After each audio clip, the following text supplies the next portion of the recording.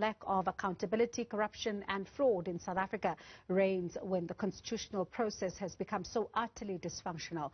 The ravages of corruption casts an ominous dark shadow over the future political, economic and social progress of the country. This cancer defeats efforts to establish a culture of constitutionalism, democracy, respect for the rule of law and good governance.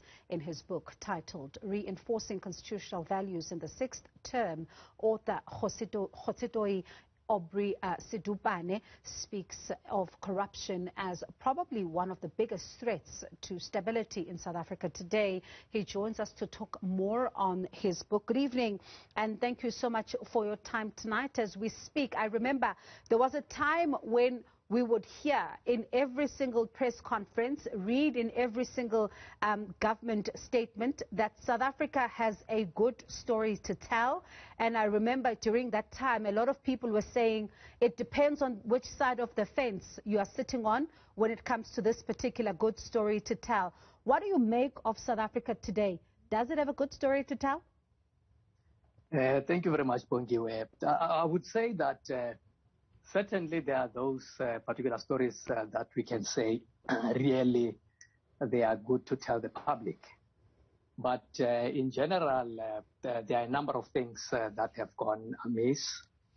Hence, I decided just to pen this particular book termed Reinforcing Constitutional Values in the Sixth Term. I have a subheading which says that we are running out of time. Mm-hmm. This particular subheading is based on the principle and the constitutional provision that whatever that we do, all the constitutional obligations that we need to perform them in a diligent manner and without delay. Mm. So I would say that we have not really arrived at where we ought to be within this 27 years. There's been a significant delay. There hasn't been enough diligence that has been applied on specifically the question of realization of human rights as well as the performance of the constitutional obligations. And when you look at, Section 237, as you say, of course, it really calls for the performance of all constitutional obligations, as you alluded to there, to be performed without delay. What do you think is behind the delay? Yeah, I think the delay really emanates and is a corollary of lack of political will.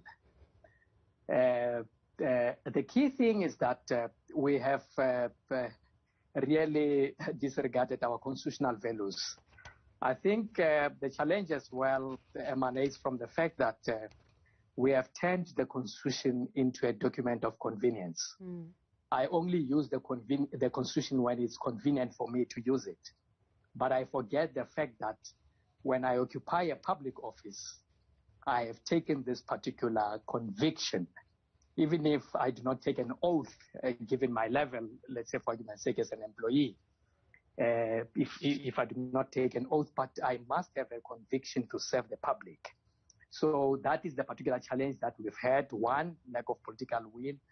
Two, this particular lack of political will then becomes a challenge which now results in the employees themselves now not following the particular prescripts as provided for by the Constitution and further any other regulatory framework such as legislation or our bylaws. When one reads your book, there's something that you talk about which is really critical, and that is professional ethics and integrity that are quite critical to a diligent state. Certainly, the fading of such qualities in leadership could prove detrimental for South Africa. I agree 100%, Bongiwe, because the principle around the high standard of the ethical public service is provided for in the Constitution. That is why I'm saying that we tend to use the Constitution as a document of convenience. It does not apply to me when I feel that it does not apply to me. So our leadership has to lead by example. It is very painful. That is why when you look at the book, I make an example about the former DG of the Public Service Commission himself, who whom I perceive as the #1 guardian of the principle of high standard of ethics in our public service. That is one of the people who was found to have disregarded this particular section 195 of the Constitution. So as a leader, as a head of the secretariat, as a technocrat, who should as well be leading by example under administration, is then found wanting when it comes to compliance with this particular principle, then really it is so disappointing. So I agree 100% with you when you say that leadership has to lead by example.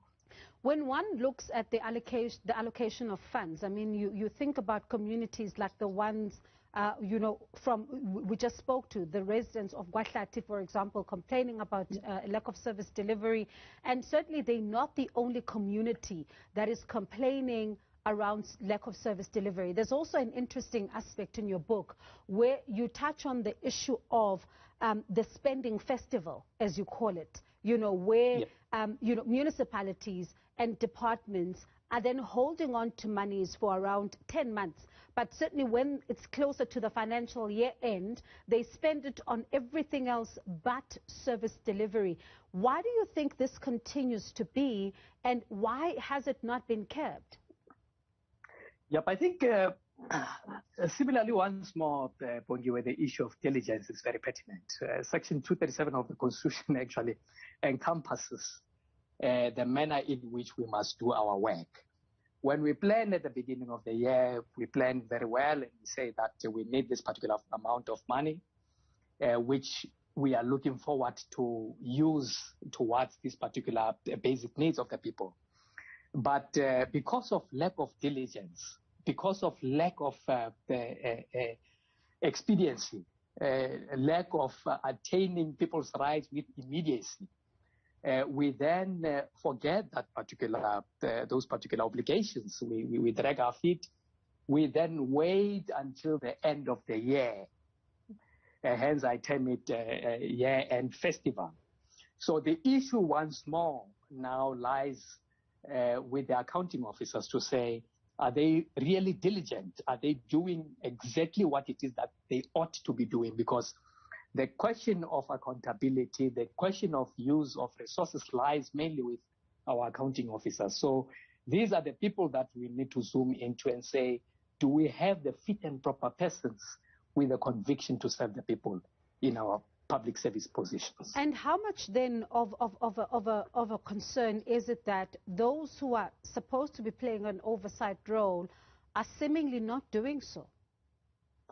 Yep, that is again one of our problems, because you will have realized as well that in the book I deal with the question of having an attentive cabinet, wherein I look as well into ministers, their roles and so forth, to say, are they really diligent as well themselves? Are they really complying with their constitutional requirements, even legislative on that note?